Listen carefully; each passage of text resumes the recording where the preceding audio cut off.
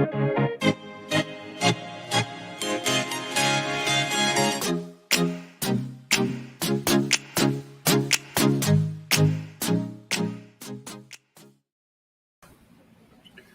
morning. Good morning, Benton Harbor. Good morning. This is June 13th, 2022, and you are on with Chat with the Chief. I am Director Dan McGinnis from the Benton Harbor Department of Public Safety, and we are here with you every Monday at 9 a.m. streaming live on the Benton Harbor Department of Public Safety Facebook page, as well as the City of Benton Harbor YouTube page. So I'm here today. Solo. Got some challenges today. Let me make sure my phone is muted. It drives me nuts when people are in meetings and they don't turn their phones down. So yeah, I'm here solo today. This is the Lord has made, so I'm gonna make the best of it. I'm tired. Long weekend. The many things that I do, but we're here on today. You might notice today my angle's a little different. I'm experiencing some technical difficulties with the hub. I actually have two monitors here that my computer connects into nicely. As you know, these days, computers, especially laptops, I have a laptop that I can take in and out with me when I come and go. But laptops don't have as many of the ports that the regular desktop computers have. So they're got these little hubs that you can plug things into, and it plugs into the laptop. Well, my hub is going a little crazy. So it doesn't recognize my monitor. It doesn't recognize the network. We're actually connected to the building via Wi-Fi. So hopefully there's no problem seeing me. I know the camera's a little bit blurrier because it's the camera to the laptop. Hopefully my microphone is working fine. So we are here this morning. And, this morning, kind of reflecting on some things. This morning's topic is going to be, we're going to talk about what I'm calling the Two Benton Harbors. The Two Benton Harbors. So I will get into that, what that means. I think there is a dichotomy between age groups, and I think they are both kind of challenging each other for control of the city. So we're going to talk about that today. So again, today I'm kind of solo, doing my solo thing. Last week's show got a lot of good, positive praises on that. Deputy Director Clark did a good job with him. Looking a little nervous, so he did a great job. Apparently, they took parts of our show and played on a couple of news outlets, WSJM and I think WNDU. They also played had a link to the show, so that was interesting. I didn't know they could do that. I should be copyrighted or something. But anyway, that's good, getting the word out.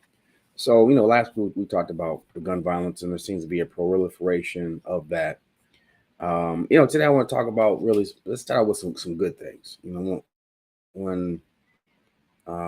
this will lead into my discussion of, again, what I call the Two Benton Harbors. So Friday, wonderful event. I thank the Lord mightily for Elnora Gavin, and I think she was working with Gwen Swanigan, who put together the Peace Day celebration. It was Friday at the high school. We marched to Broadway Park, had some words there, marched back to the high school. There was food, there was games, there were some vendor tables set up there. Absolutely tremendous. That was a great effort. Food was good. I think that I had some rib tips. I don't really like rib tips, but I like to support our own. Thought the sauce a little sweet for me, but the tips were good. So I think the vendors did pretty well there. Unfortunately, apparently there's an issue that broke out. There was a young kids fight that turned into an adult fight, which kind of muddled the Peace Day kind of effort. However, the positive was so positive that that negative really should have no weight. But it was wonderful seeing not only some of the older people in the community, the teachers, the staff members. There were many people that came from the community. I saw members of churches. My church was there in force. That was wonderful. I saw a couple of pastors out there. Many of the kids, from the high school that were there, and it was just a wonderful thing. Just seeing kind of that spirit of unity. So, I guess as I get into this discussion of, again, what I'm calling the Two Benton Harbors, we have on one hand longtime residents, longtime citizens, contributing taxpayers, lived in their homes for decades, have had children here, have had them in the community, had them come through the high school, Benton Harbor area schools, and have stayed through all that Benton Harbor has gone through. They're still here. And in my 24 years of experience, it's quite humbling, but apparently I've forged relationships with a lot of people. So when a crowd's out, there's I can't go really 4 steps without somebody stopping me, talking to me, calling me by name, and I love that. Absolutely love that. Absolutely tremendous to be able to have that relationship with people. People, they tell us we're doing a good job. They appreciate what we're doing. Other people will give some things that they might not be happy about, and I appreciate them as much, if not more so, than the people who express their appreciation, because we're not perfect. Of course, we'll never do a perfect job, but we want to hear from the citizens and what they think and what they feel is important. And I really appreciate that. So, when we look at the Peace Day event, again, that was a wonderful mix of young and old. You had the young students from the high school, and hey guys, good morning, Shaq T and Big D. Good morning, guys. Um, we had that wonderful. Oh, Shaq, are you in town? You text me or chat me. Let me know if you're here. I know you were coming into town. We were supposed to be getting together. Um, anyway, I'm sorry. So remember, it's just me, so I'm doing the chat and talking. So anyway, we had a nice mix. Children, there was teachers, there were administrators, there were citizens. People came around. There's some organizations that came. Really, really great time. I even go back to just phenomenal times. Let's look at the senior PGA concert that we had it was a week or two ago, or PGA on that Thursday, when they had Stephanie Mills come in and Gerald Albright, and you had that crowd came from Benton Harbor, and I would say that crowd was predominantly probably 80% Benton Harbor people. That was so wonderful as far as the interaction, the spirit over the whole event. People were laughing, joking, fellowshipping, and let's be honest, they had humbly some cups. They were kind of relaxing and chilling. One thing, if you know me, our style of police work, especially with crowds, we believe in what we call a soft approach. Is having open alcohol illegal in public? Yeah, it is. We got some old heads. They're sitting up, enjoying each other's company, fellowshipping, laughing, maybe talking some smack, and they got their cup humbly down by their side. When I walk by, they put it down or whatever. That's fine. That's fine. We gotta understand. There's the spirit of the law, and there's the intent of the law.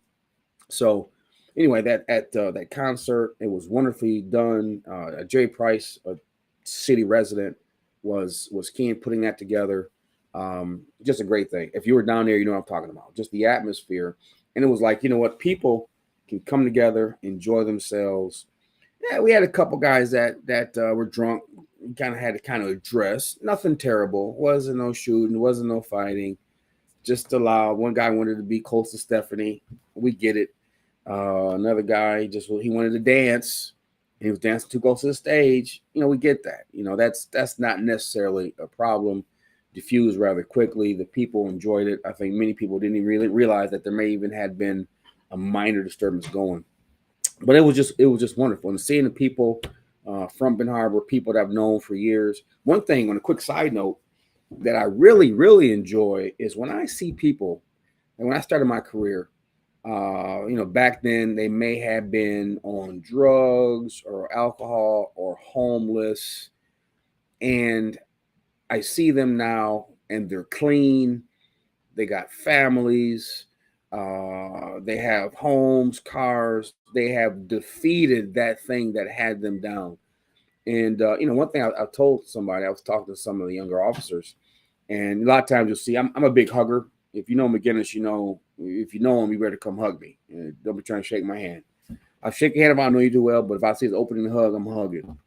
But I'm hugging the people that were on the streets before. And let me say this: I firmly believe in don't ever call somebody a crackhead. That's disrespectful, and I think it minimizes them what they're going through.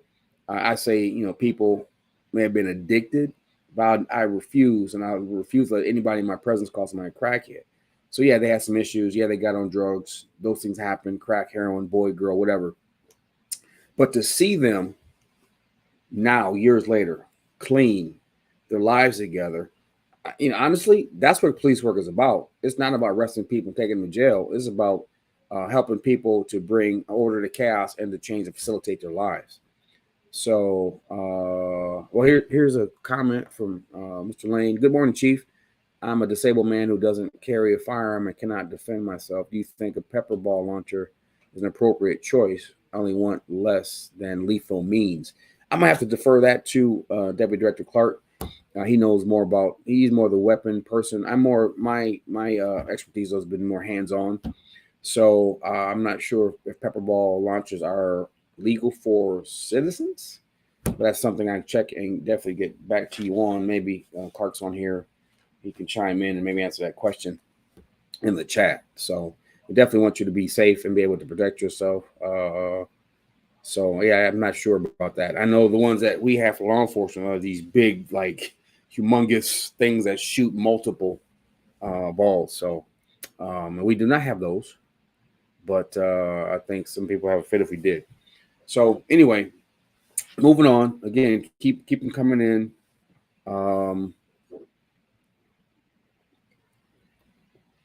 So again, we got those the PGA. I'll take you back to last year's Juneteenth. I was so proud of my people last year, Juneteenth. That was absolutely phenomenal.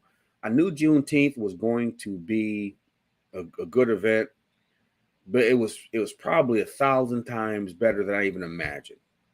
And I'm talking about when you were in that city center park,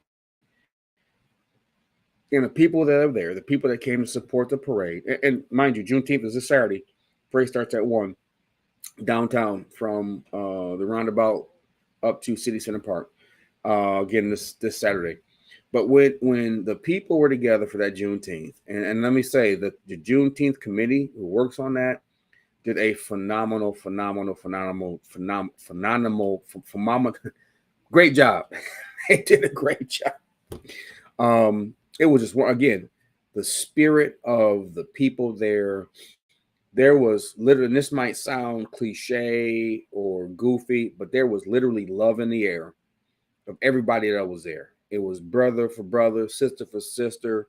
It was absolutely wonderful. I was glowing.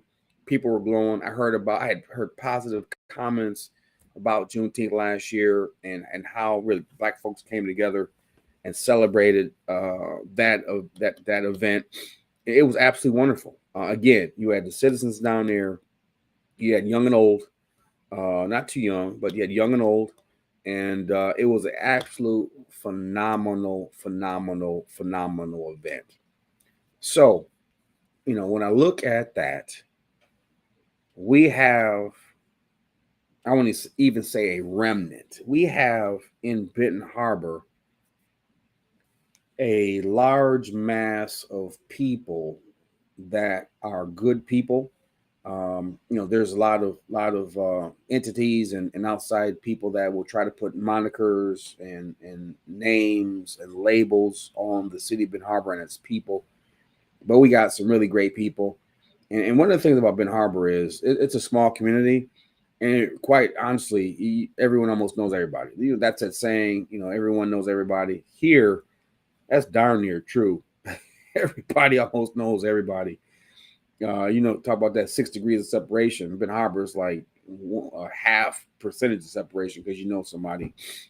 But I think back in the day, in Benton Harbor's heyday, that was a driving force that made it so successful. Before it kind of went down in the '80s, and you had the urban flight and those type of things that had went on. Excuse me. Yes, Sister Bonnie, praise the Lord. Yes, we love our city. I know you do too, because you take great care of it over there in your neck of the woods. So we thank you for that. But there's a certain, and here's kind of a funny thing. We're talking about this.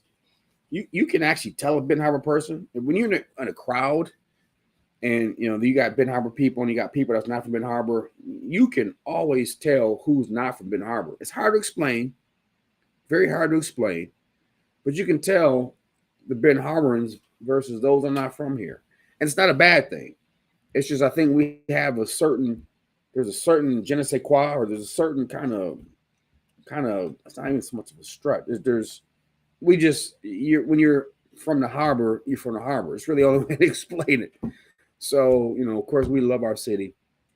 Um, so back then, when the city was thriving, we had the spirit of community.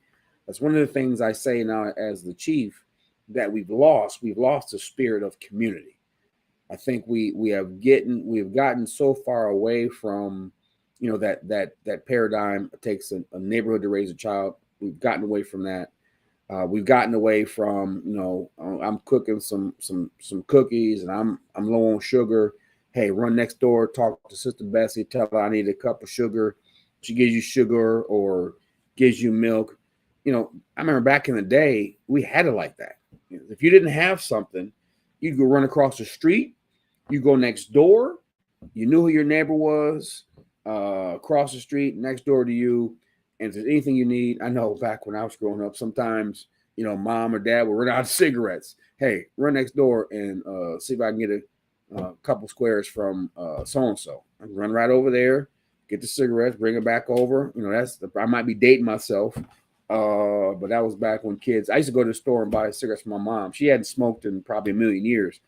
But back in the day, when I was 7, 8 years old, I used to buy cigarettes from my mom at the store. So thank God they changed that because there was no problem. Anyway, that sense of community, and then back then, when something was wrong or something was amiss, people were addressing it. People were confronting children if they were out of control, unruly. They might even confront them children, grab their little tails and march them right home to their mom or dad and say, "Hey, here's what I caught little Pookie, little Maxie doing." Might get little swat on the behind, and that's how it was done back in the day. And somewhere, somehow, and I'm not sure exactly where, we've lost that. We got into, in sociology, it's a concept called NIMBY. NIMBY, what that stands for is not in my backyard. And what the concept of NIMBY is that society has gotten to a point where people no longer really care for the community as a whole, but only concentrate on their little small sphere. And if something does not affect them directly, they have no involvement. So, say for example, perfect example of NIMBY, not my backyard, not my business, is say you're at home and you hear a noise, you look outside and you see your next door neighbor's house is being broken into. Well, 20, 30 years ago, you're on the phone calling the police. Now, with the spirit that's gone, that's been pervasive in our community over the last 20 years, is you might see somebody breaking in your neighbor's house, and you go back and sit down. You don't call the police. You don't yell out the window. You don't do anything to try to stop that situation from happening. And at first, that concept of NIMBY was kind of slow. You had maybe some outliers, but overall, the community still was the community or community minded. And when I'm here on community, let me kind of throw some definitions out there. So a community is extremely important because the community or the people of a community establish the rules and the norms. The norms, what norms are the behaviors that are acceptable to the majority of the community. That's a very important definition. Norms are what is acceptable behavior by the majority of the community. So generally, community sets the norms of right and wrong, good and bad, good versus evil. So it is those societal norms that really are the fabric and framework of crime fighting. You might think, well, it's crime fighting is really based on the law that's on the books. That's true. But all laws came into being because the norms of the society or norms of the people is what dictated what those laws are or what they become. So, additionally, norms aren't necessarily written down. They're more of social laws, social expectations, what's socially acceptable and not acceptable. And I submit to you, when the fabric of family, I don't know if I have time to get to family, but when the fabric of family and ultimately community broke down, there was a breakdown of the norms and the expectations that had been set in place by the previous generations for the norms and for what was acceptable in the community. So, and I think, and I'm hopefully this is making sense, and I'm leading into, again, we're talking about the two Benton Harbors, trying to lay the framework on how I believe that we got to where we are. So, when you have ultimately a breakdown of the norms and the mores, the things that are acceptable in the community, then lawlessness can creep in. And lawlessness might sound extreme, but when you break it down, it is what it is. Lawlessness is basically that which is against the law. So when we have moved away from the people, and let me be clear, any community, law enforcement is enforced primarily. It's the primary duty of the people. It's not the police. We are simply a tool of the community. And somewhere over the course of the last several decades, that's got flipped, and it's become law enforcement is the I guess the giver of the social way as far as laws and law abiding citizens versus lawlessness versus the community saying here's what's acceptable, what's not acceptable.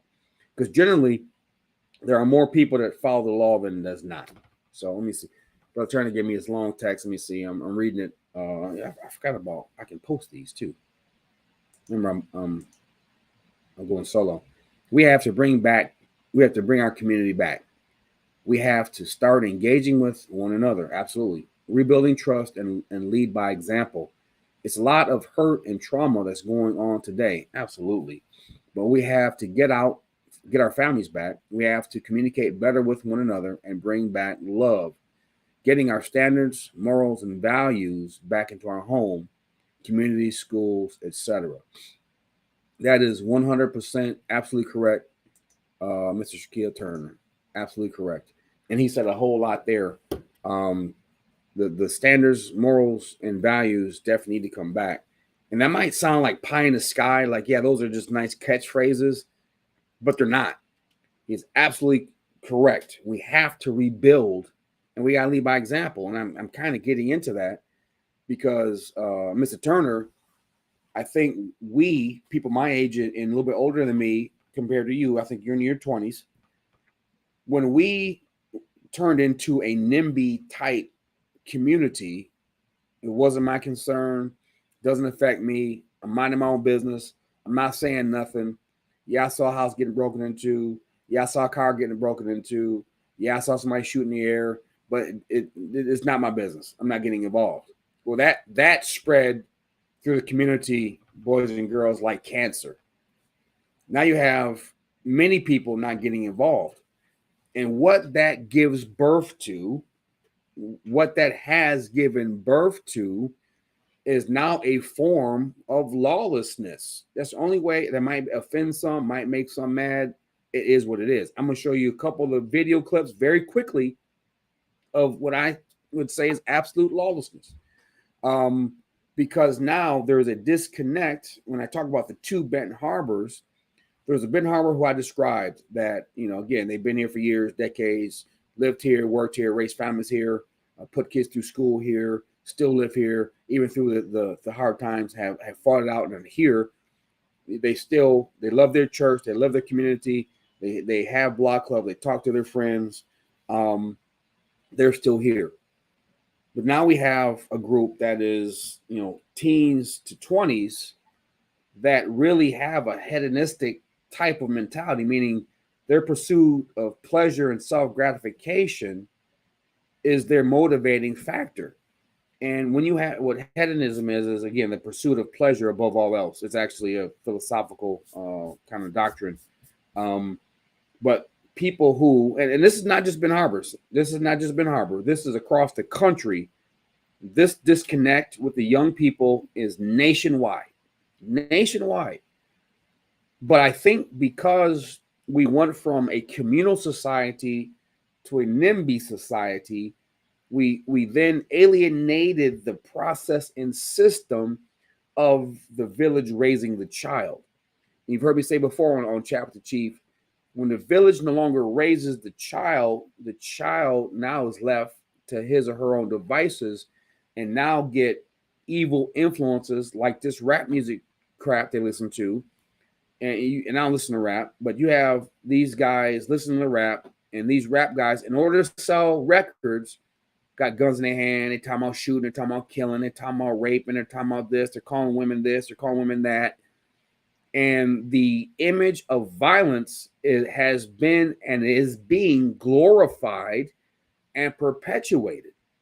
So when we don't have the older folks, if you will, step up and still maintain the community norms, values, and standards, and they say whatever happens is not my business if it doesn't directly affect me, we are now seeing the direct relationship because that child, that community child, has been birthed. We are now seeing what has happened when we as a community have said, I'm minding my own business. Well, good folk and good Benton Harbor folk don't need to mind their own business. When you see something, say something. If you see something, tell it. That's a conversation for another day. But right now we have a situation where young people are more concerned with, feeling good. They want to get their high on, their buzz on. We have block parties and street parties that pop up every day, every week, especially during the summer. These young people who put together these parties, and sometimes we can intercept them on Facebook because they post those. And if we can get there ahead of time, we can maybe shut it down. Of course, if it starts going, gets momentum, it just grows. But almost every shooting comes out of some type of gathering at a house party at a club. Always. There's some type of gathering. Even the most recent shooting, that was a little small gathering out there in Butts. I'll maybe get to that during the course of this. Excuse me. So now we at a point where these young people, there's been a loss of leadership. There's been a loss of inculcating or putting in or feeding in to these young people the values that we were raised on. I'm not saying everything was perfect and hunky-dory, and if you're not 50 and older, then you're not raised right. I'm not saying that at all. Not saying that at all. What I am saying is, for some reason, my generation had gotten away over the decades of kind of reaching back and making sure that the fabric of family, one, and two, communities stay together. And you'll hear me talk about, I'm the director of public safety here at Benton Harbor, family and community, family, community, family, community. You might say, well, you shouldn't be talking about law enforcement and tickets. No, it's family and community. The reason we have law enforcement, guys, is to ensure that family and community are protected. So if I were to simply focus on the traffic stops and the arrest, that does not fix what we need as far as the restoration of family and community. Now, you might not hear a lot of chiefs say that. You might say, well, that doesn't make sense. You need to stay in your purview. I'm submitting to you that is the purview. There is a much bigger picture. And unfortunately, I think police, we get so myopically, we get our vision myopic to where we only look at the enforcement part, and we gotten away from the notion that the community is a bigger society and there are bigger issues than simply just writing tickets and making arrests. And I think if you have a restoration of family, when there's stability there, we got a lot of single parents, we got single moms, we got single dads. They need support. When they lost support is when we had broke away from the spirit of community. So now, when you have, say, a mother who's got 3 or 4 kids and she's got to work, and now she got some latchkey children, and they get home from school before she gets off work, and maybe now they're getting influenced by rap on TV, or they got maybe a couple of other miscreants that are in there, say in Briarwood, that they're seeing, and now start talking to them, and now they kind of get involved in whatever, breaking into cars or spray painting buildings, or whatever the case may be, negative influences. And I'm not saying that's every child, don't get me wrong, but that's how, because we have minded our own business. And if we see a little Pookie and a little Dookie doing something, by the carport, and we know Keisha, the mama, we know she at work, instead of calling Keisha and say, hey, little Dookie and Pookie was here doing something, we don't say anything. And again, that has shown this generation that their behavior is acceptable. Let me say that again. We have shown the generation that their behavior is acceptable, because when you don't say anything, when something is done that is against the morals, values, and the standards set by the community, when those are broken or things are done and you don't address it or see that it's addressed, i.e. call the police or yell out the window, boy, stop. We see a lot of that. Boy, stop. I'm going to call your mama. We've left that. But when there had been no ramifications, and let's go back. Let's start at, let's take, for example, let's have for our sample here, let's take a group of 8-year-olds. Say they get out of school, they're rolling around the neighborhood, they're on their scooters, whatever. Say they, for some reason, they get into a fight, and little mother so and so from AME church sees them fighting, and they're just 8 years old. I don't feel like getting involved, so I'm gonna keep picking my greens, and I'm gonna close the window curtains, and I'm gonna keep going. Well, them kids get into a fight. They see that the adults may have seen them, but no police come. Mama don't come and grab them by the ear. Nothing happens. Okay. So now the fights proliferate. Now we're maybe racing up and down the street on scooters, or can give you another good example from last summer.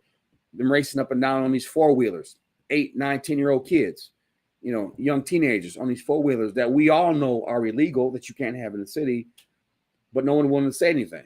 I would ask people directly, and no one would say anything.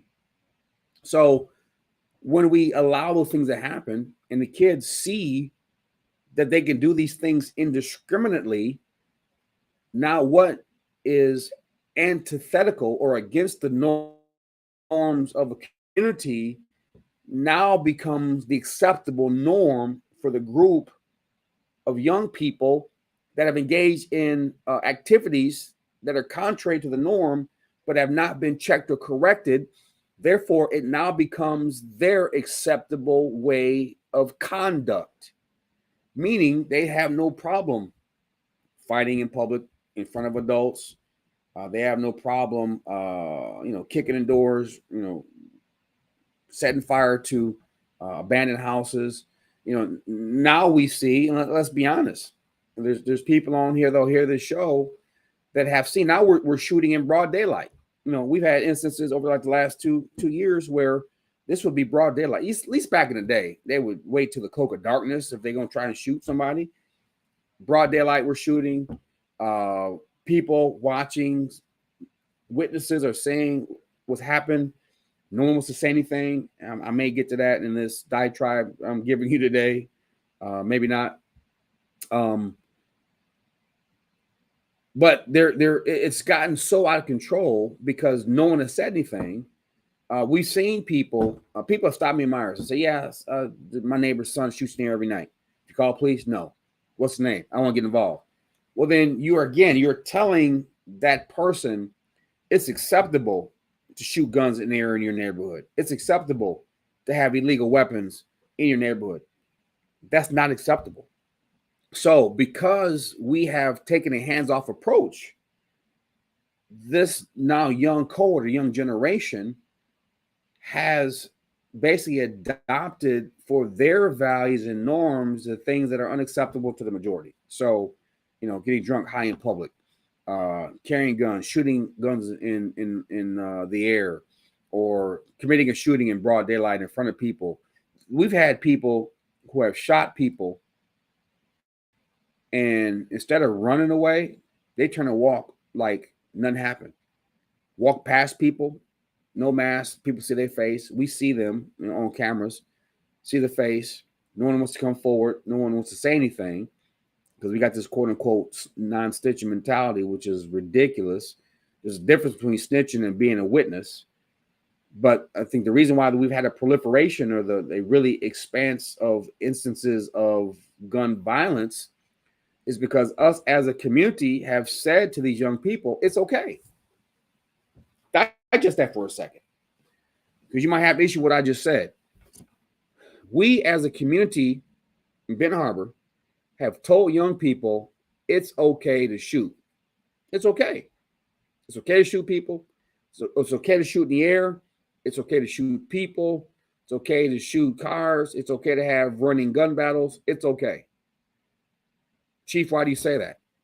The reason why I say that is because we still have the number one problem in police work, at least in the 49022, is that our detectives, Benton Harbor, Benton Township, our officers, Benton Harbor, Benton Township, when an incident happens, especially a major incident, people will not step up and tell what they saw as witnesses.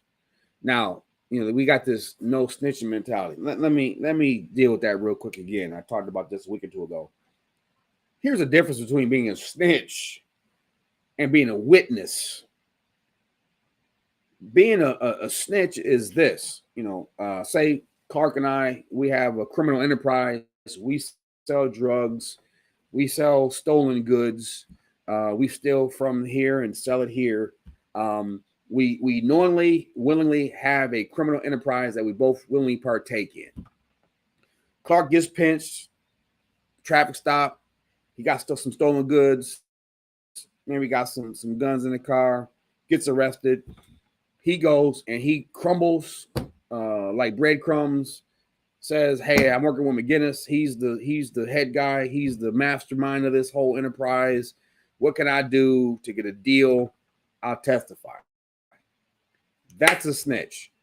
The difference is you have people who are working together in consort.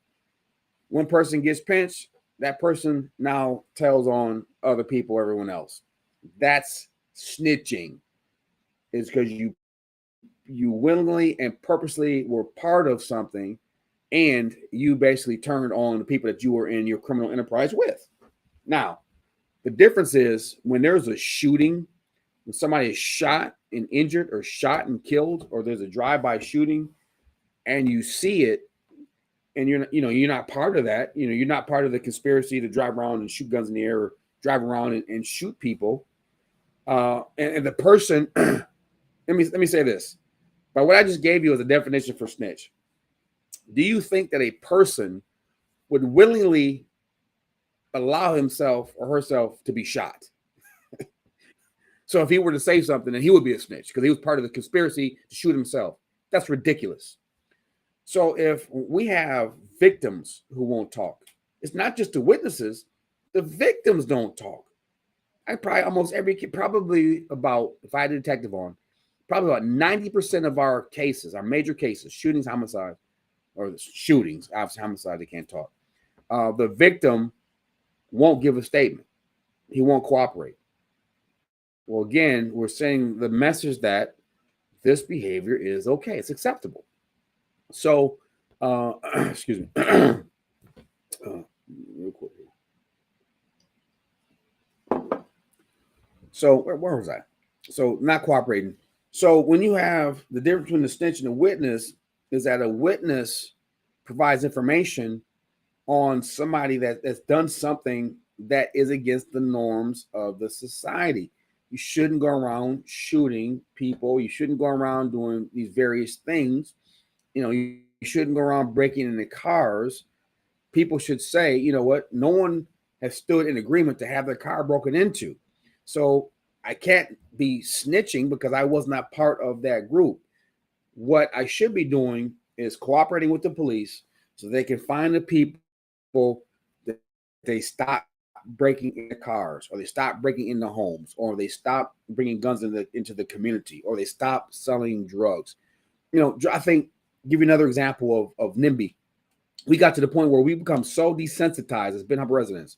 Hey, come on, chat people, y'all give me something. We become so desensitized because we become numb to shots fired. It's almost normal. People don't even call the police anymore, generally, unless it's many shots, or maybe somebody might be hit. We don't really bat an eye at that.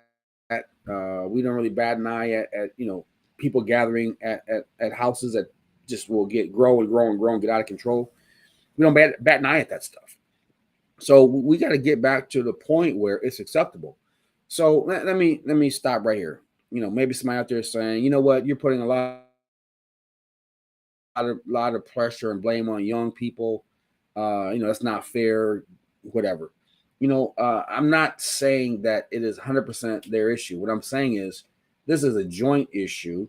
We have Two Benton Harbors, and I'm going to tell you, part of the reason where we are, and Pastor McAfee and I talked about this the first 2 episodes of Chat with the Chief, is that the fabric that held the community together, actually throughout the United States, had been the church.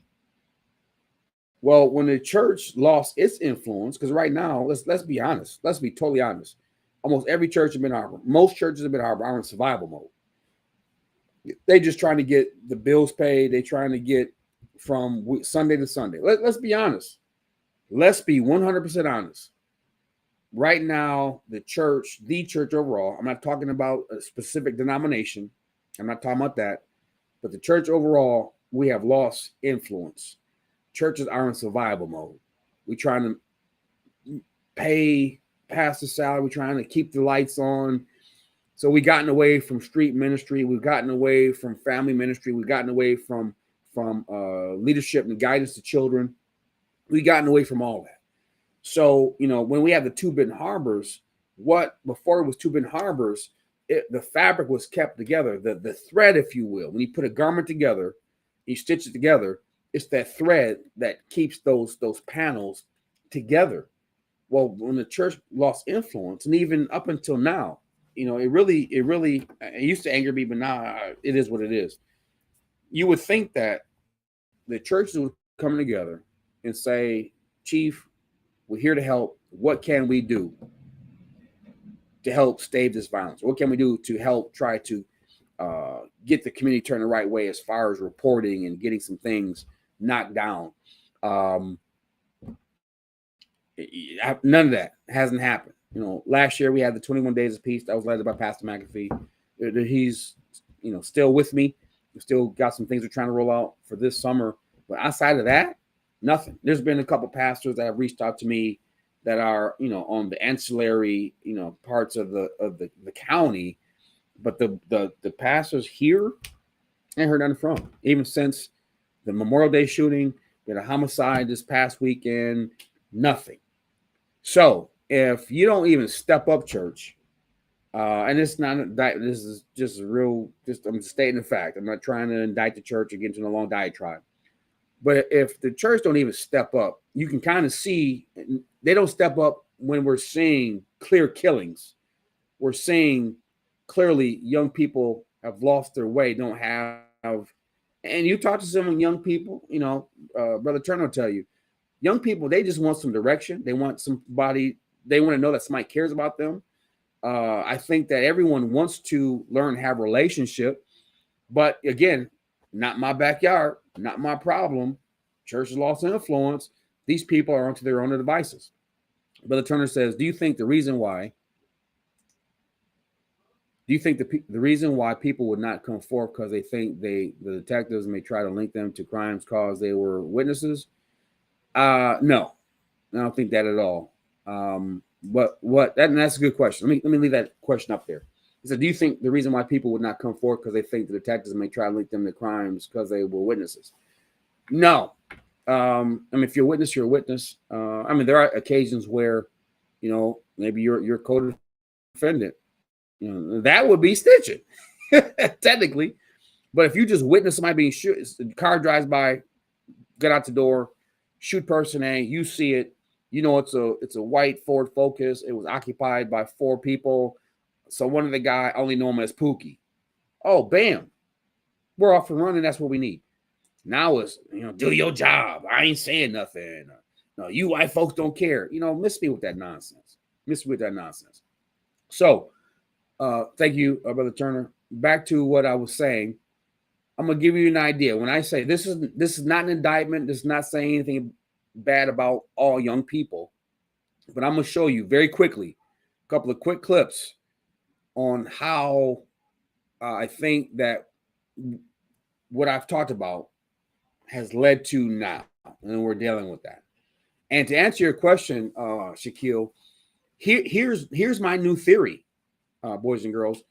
Here's my new theory on this, on the behavior of these young people.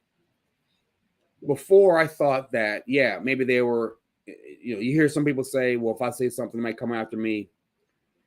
I don't never in my career have really seen that a whole lot. That's just something that people say. That's a legitimate fear if you're legitimately trying to do the right thing.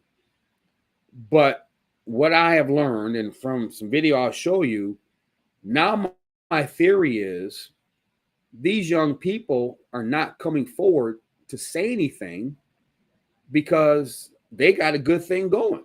They don't want to ruin it. What do you mean by that, Chief? Again, I'm going to show you here.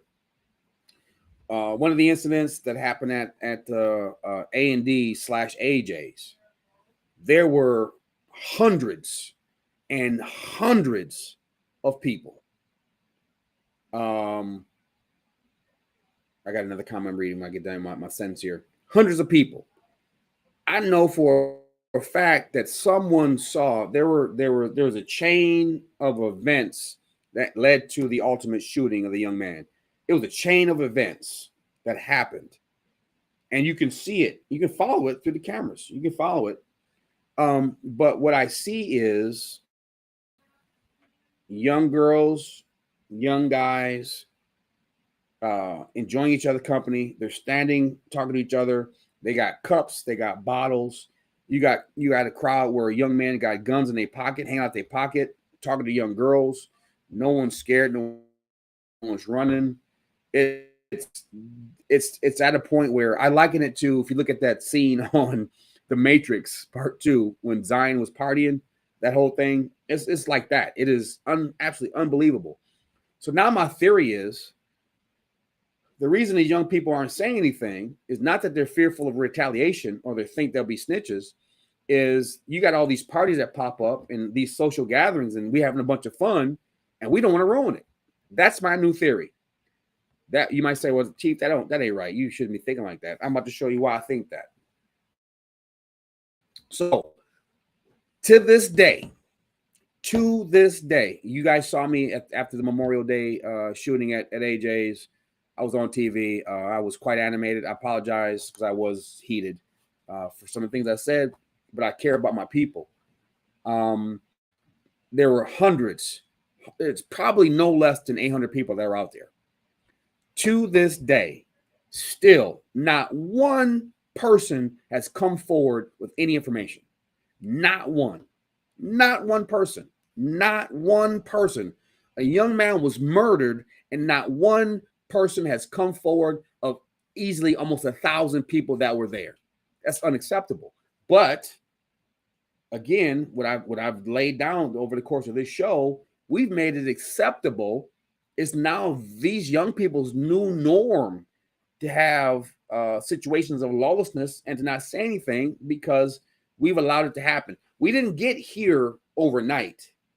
It's the older folk that started to go into their own shell and mind their own business and not get involved and not report things that we have now graduated, escalated to this. So I'm going to share with you here just a little bit of this. Let me get my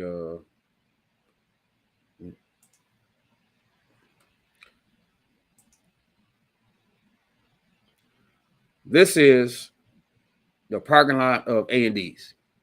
Hundreds and hundreds. This is just one camera and one shot. Now, look, I'm not blurring nobody out. If you want to be upset and sue me because you didn't, you got rights, that's fine. Look at here. Open fifth right here. Cups here. There's some guys in here that got guns. I won't point them out. This is prior to the shooting. That's just this section here. You have probably no less than probably about 400 or 500 people here. It goes all the way back to here. If you can see my cursor, these people, we're having a good old time. This is about, let me see. This is about 1:40 in the morning. And that's what we have. You know, I think we're having a good old time. You got, young ladies here that's walking through. You know, we don't see all that. Again, here's the front of A&D's. You see AJ's across the street. You got A&D here. You got people in the street. You got cars backed up. You got people, open bottles, open cups. Again, you got the ladies coming through here having a good old time. You got some girl, even when the shots are being fired, they're having fun. This guy's drunk out of his mind. This is what I think we want to keep our social scene. Here's just another angle. You see traffic backed up almost all the way down to Empire. You got people in this lot here. You got people in front of the store. You got people behind the store, on the side of the store, cross street in AJ's lot. This guy is unfortunately drunk out of his mind. But here's why I have formulated my new theory. We're not saying anything because we are enjoying this. This is fun. We're chilling, hanging out. Yeah, shooting will probably happen, but it's fun up until that. That is a problem, guys. That's a problem. It's a problem. It's a problem. So we have to get to the point where we're saying, you know what, enough is enough. And again, I don't think you understand. A man was murdered, and you have all these people, and quite possibly the shooter kind of came from this angle, and not one person out of these people you see, not one person has come forward with any information. So this woman, this mother, and this father have a deceased son, and they got no answers because no one out here wants to say anything. So again, I'm gonna stop that. Gives you an idea of kind of what we're dealing with. Let me go back up here. There's some comments that came.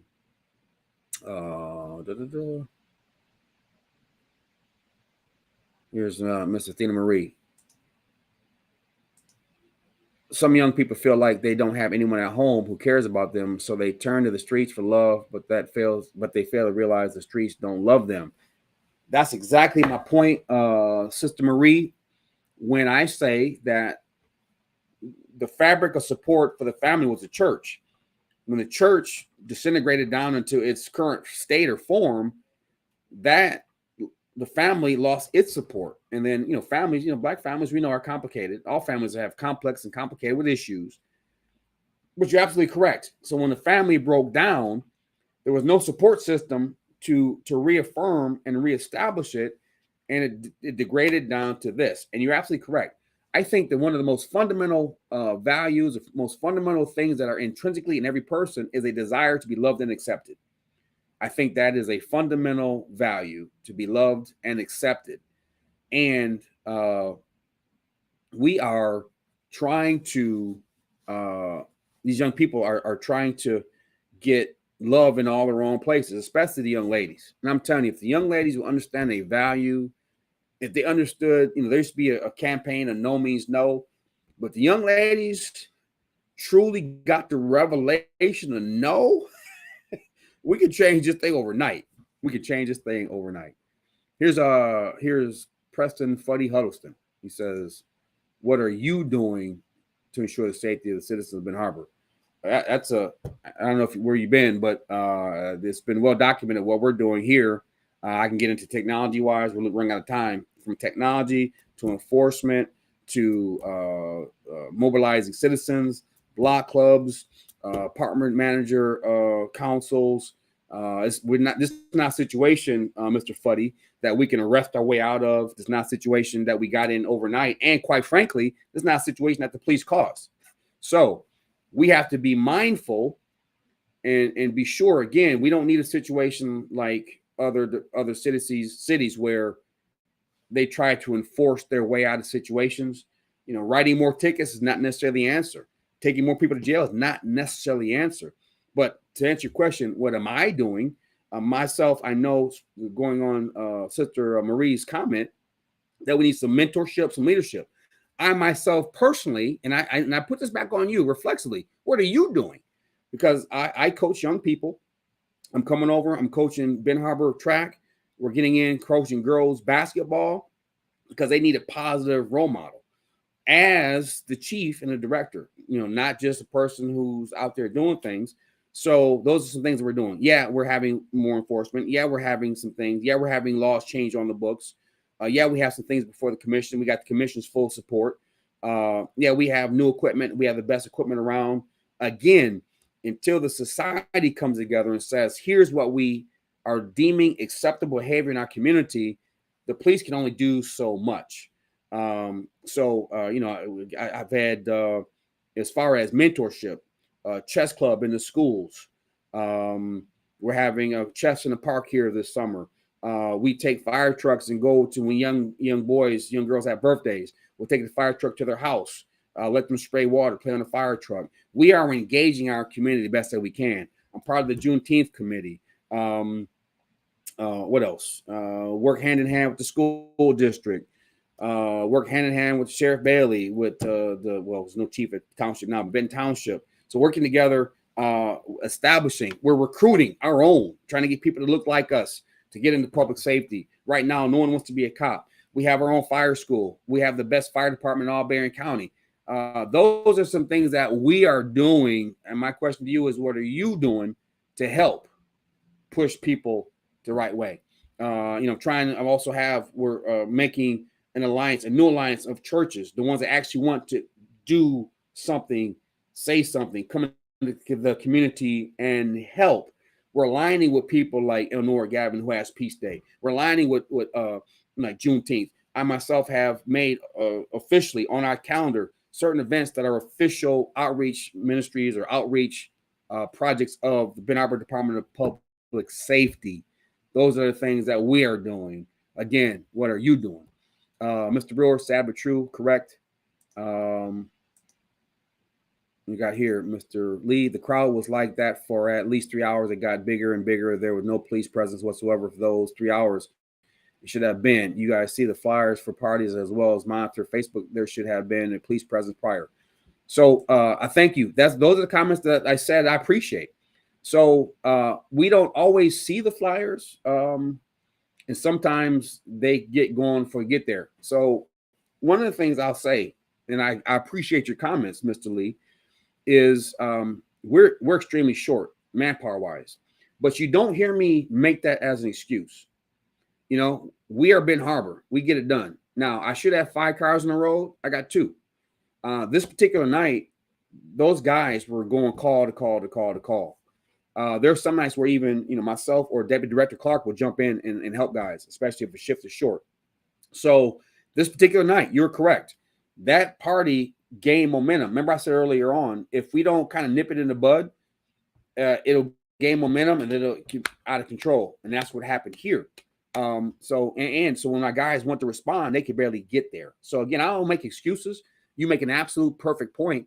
And since then, Mr. Lee, I've been working with some people to help mine Facebook and get us information on upcoming parties ahead of time. And we've had some success with that, because one thing we found out is that they block us. So if we come on as, City Benton Harbor, or we've had before in years past, we'd make fake profiles, they block us. So us as a police department can always go on, although they might be open to the public, they're smart enough to know that, hey, we're not going to let the cops see us. So we are trying to get a system in place now. We do have an analyst, a great comment. I love that. He smacked us between the eyes. That's legitimate. I'm good with that. We're trying to do better. We do have help coming in from the state police to make sure that we have no gaps in coverage, especially when they go on their days off, when we only have 2 officers on the road. So that's what we're doing. Again, we make no excuses. We will do better. And that is what we are doing. Let me see here. Here's a comment. Who's this here? We don't have to go to a church, but we got to come together and have more prayer groups and teach these kids the right way, not gangbanging, killing people, stripping, and acting crazy.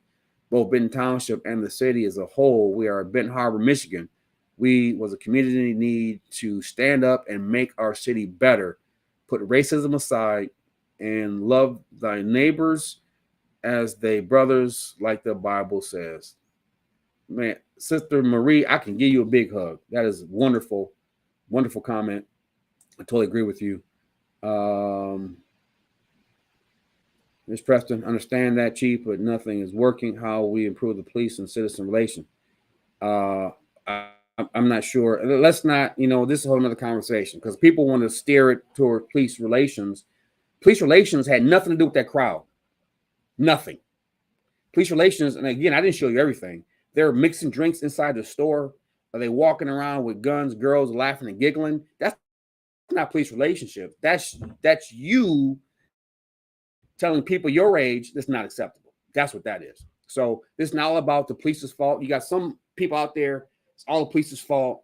They need to do better. They need to have police relations. That had nothing to do with why people are buying these high-power guns. There's no reason why they're going place to place with these large parties. Nothing to do with relations. So you got to miss me on that one. So that being said, we're over a little bit. So you have been on today with Chat with the Chief. Thank you for being on. Listen to me, I guess, rant and rave for an hour. Thank you all for the comments that I've been on. Take this and spread it. Sometimes we say some things just need to be said. So we talk about what needs to be talked about. So until next week, same time, same channel. You're listening here to Chat with the Chief. I'm Director Dan McGinnis, the Chief and Director of Public Safety for the City of Benton Harbor. I thank you all for your time. You all be blessed for this week. Until next week, take care.